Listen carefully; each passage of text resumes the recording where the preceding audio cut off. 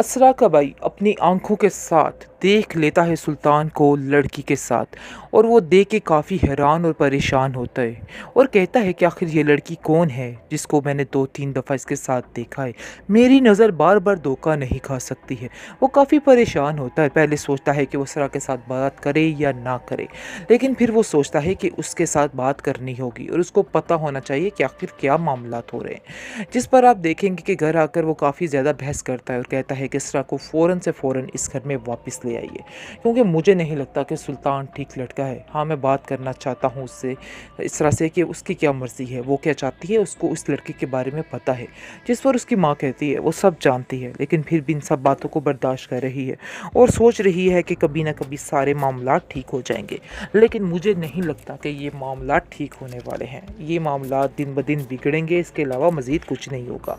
आगे से आप देखिएगा कि वो कहता है कि अगर आपको इन सब बातों का पता था तो आपको मुझसे बात शेयर करनी चाहिए थी, आपको ऐसा नहीं करना चाहिए था, आप उसके साथ सिर्फ़ और सिर्फ ज़्यादती कर रही हैं। आगे से वो कहती है कि ज़्यादती की बात नहीं है, मुझे खुद उसने मना किया था और कहा था कि कोई भी ऐसी बात ना की जाए जिससे भाई को परेशानी हो या कुछ मसलों का सामना करना पड़ रहा हो।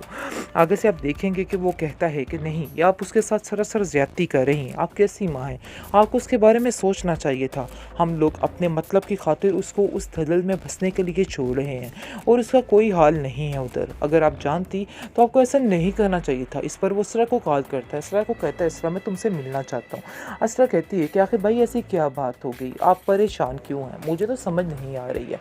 वो कहता है कि बस परेशानी की ही बात है, मैं तुमसे मिलना चाहता हूँ, तुमसे बात करना चाहता हूँ।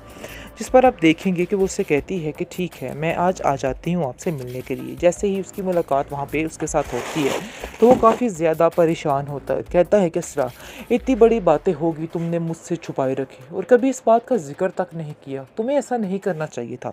आखिर मैं तुम्हारा बड़ा भाई हूँ, तुम्हें मुझसे सारी बात शेयर करनी चाहिए थी। मुझे बताना चाहिए था कि तुम्हारे क्या हालात हैं, क्या चल रहा है, क्या नहीं चल रहा। मुझे बेहद अफसोस हुआ तुम्हारी इस सोच पे। जिस पर वो कहती है कि मैं आपको परेशान नहीं करना चाहती थी। आपकी ज़िंदगी में और मज़ीद मुश्किलें हैं, बहुत परेशानियाँ हैं, लेकिन इस तरह की बात करके और परेशान करना मुझे मुनासिब नहीं लगा। जिस पर वो कहता है कि आखिर तुम मुझे अपना भाई समझती हो कि नहीं समझती। मुझे बेहद अफसोस है, लेकिन मैं तुम्हें एक बात समझाने की कोशिश कर रहा हूँ कि हमें सुल्तान को सबक सिखाना ही होगा। ऐसे मामला ठीक नहीं होंगे। कुछ मामलात होते हैं जिन पर बोलना बनता है और ये वही मामला है। अगर हम खामोश हो जाएंगे तो मामला नहीं निपटेगा, मामला ऐसे ही रहेगा। इसलिए बेहतर यही है कि जितनी जल्दी हो सके उससे ये बात क्लियर करनी चाहिए और उससे जाके पूछना चाहिए कि आखिर उसका मसला क्या है, वो क्या चाहता है और क्यों ये सब कुछ कर रहा है। जिस पर आप देखेंगे कि और मज़ीद उदास हो जाती है और कहती है कि मैं इस मामले को और तरीके से हैंडल करना चाहती हूँ। मैं नहीं चाहती कि कोई हंगामा हो या किसी को कुछ खबर हो। आगे से वो कहता है कि तुम क्या समझ रही हो कि किसी को कुछ खबर नहीं है। बाहर सारे जहान को पता है और हर कोई सुल्तान के बारे में बातें कर रहा है और हमें ताने कस रहा है। शायद तुम्हें इस चीज़ का अंदाज़ा नहीं है। अगर तुम्हें इस चीज़ का अंदाज़ा हो जाता तो तुम इस तरह की बात छुपाती ही ना, बल्कि इस पर कोई रिएक्शन करती ताकि कोई मसला हल हो सकता। लेकिन अब मज़ीद कोई भी बात मैं तुम्हारी नहीं सुनूंगा। तुम्हें मेरे साथ चलना होगा और मैं खुद अब इस मामले को हैंडल करूंगा। और बेहतर यही है कि तुम अब इस मामले से दूर रखो, दूर रहो। और घर का कोई भी फ़र्द, मैं नहीं पसंद करूंगा कि अंदर कोई भी ऐसी बात करे जिससे मुझे मसला बने। आगे से वो कहती है कि ठीक है, अब मैं ये सारे मामलात आपके सपुर्द करती हूँ। मुझे यकीन है कि आप अच्छे तरीके से इसको हैंडल करेंगे, लेकिन तरीके से बात कीजिएगा, ऐसा ना हो कि हालात मज़ीद बिगड़ जाएं। और मैं नहीं चाहती कि आप लोगों का मज़ीद कोई तमाशा बने। आगे से उसका भाई उसको समझाता है कि इसमें हमारा तमाशा नहीं बल्कि सुल्तान का अपना ही तमाशा बनेगा, तुम इन बातों की टेंशन मत लो। बेहतरीन ड्रामा सीरियल शिद्दत में आप देखेंगे कि मिशाल को लेने के देने पड़ जाते हैं, क्योंकि जैसे ही वो असरा के लिए अच्छा सोच रही है और उसके लिए कुछ करना चाह रही है, लेकिन सुल्तान सुनकर बहुत हैरान होता है और कहता है कि आखिर मैं क्या सुन रहा हूँ, जो मैं सुन रहा हूँ क्या ये हकीकत है। कहीं ऐसा तो नहीं कि ये जो सब कुछ हो रहा है और असरा में इतना दम जो आ गया है, ये सारा कुछ इस लड़की की वजह से आया है।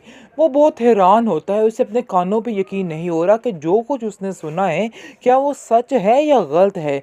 आप देखेंगे कि बेहद परेशानी की वजह से वो कहता है उसको बुलाकर असरा को कि ये लड़की मुझे कुछ ठीक नहीं लग रही है। मुझे ऐसा लग रहा है जैसे मिसाल के हमारी ज़िंदगी में आना हमारे लिए बहुत ही गड़बड़ है और बहुत ज़्यादा ज़्यादती की बात है।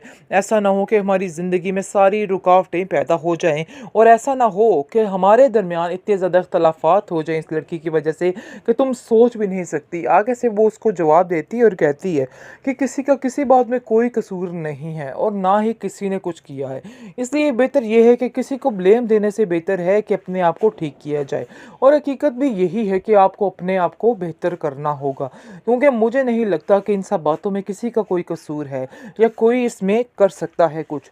जिसको सुनकर आप देखेंगे कि मज़ीद गुस्सा आ जाता है सुल्तान को, लेकिन उसकी माँ उसको समझाती है और कहती है कि बेटा अपने इस लहजे में थोड़ी नरमी पैदा करो। ऐसा ना हो कि कल कला तुम्हें इसरा छोड़ के चली जाए और तुम्हारे पास कुछ भी ना रह जाए और तुम बिल्कुल अकेले रह जाओ। फिर तुम्हारे पास कोई और रास्ता नहीं होगा और कोई भी तुम्हारा साथ नहीं देगा। लेकिन कहाँ सुनने वाला है जी ये बंदा, अभी भी उसकी अकड़ वहीं के वहीं है और वही सारे तमाशे हो रहे हैं और वही सारा कुछ हो रहा है। लेकिन अभी इसको समझ नहीं आने वाली और वो समझ रहा है कि बस यही ज़िंदगी है, बस कभी किसी के साथ और कभी किसी के साथ इसी तरह ही वो अपनी ज़िंदगी गुजारेगा। लेकिन वो ये नहीं जानता है कि इसरा की माँ को काफ़ी शदीद गुस्सा आ चुका है और वो सोच रही है कि बस अब ये काम तमाम होना चाहिए, अब मज़ीद इस तरह की हरकतें नहीं होनी चाहिए, अब ये सब कुछ बंद होना चाहिए। वो कहती है अपनी बहू से और अपने बेटे से कि सरवर अब इसको रोकना होगा कि ऐसा ना हो कि सब कुछ ख़त्म होकर रह जाए और हमारे हाथ खाली के खाली रह जाए, क्योंकि मैं अपनी बेटी को इस तरह से परेशान हाल में नहीं देख सकती हूँ। आगे से वो कहता है कि आपकी बात बिल्कुल बचा है, लेकिन हमें थोड़ा इंतज़ार करना होगा, थोड़ा देर असरा को कहना होगा कि असरा थोड़ा इंतज़ार करे और सब कुछ ठीक होने पर हमें बताए। लेकिन आप देखेंगे उसकी भाभी कहती है कि मुझे नहीं लगता कि वो इंसान ठीक होने वाला है, इसकी ज़िंदगी जैसे थी वैसे ही रहने वाली है, इसलिए ये सोचना बिल्कुल बेफजूल है कि वो ठीक हो जाएगा। और अपने दिलो दिमाग से आप लोग ये बातें भी निकाल दें, क्योंकि मुझे यकीन है कि ऐसे लोग ठीक नहीं होते हैं, बल्कि दूसरों की ज़िंदगी को तबाह करके ही सांस लेते हैं।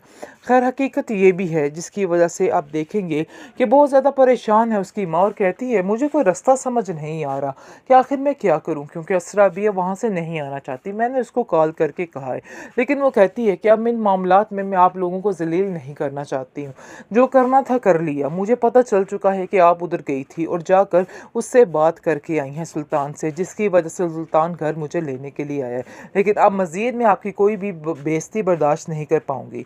जिसको सुनकर वो कहती है कि बेटा ऐसा ही होता है, तुम नहीं जानती इन सब मामलों में हमें नीचा दिखाना पड़ता है और नीचे होना पड़ता है, वरना ऐसी अकड़ से रहने से ज़िंदगी नहीं गुजरती है।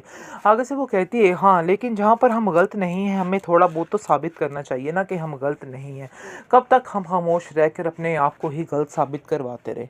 अब तो मैं तंग आ चुकी हूँ और मज़ीद मैं इन लोगों के साथ इस तरह कोई भी बर्ताव नहीं कर सकती और मुझे पता है कि अब मुझे इस घर में कैसे रहना है और किस तरह से सबको ट्रीट करना है, क्योंकि मशल ने मुझे बहुत अच्छे तरीके से ये सब बातों को करना समझा दिया।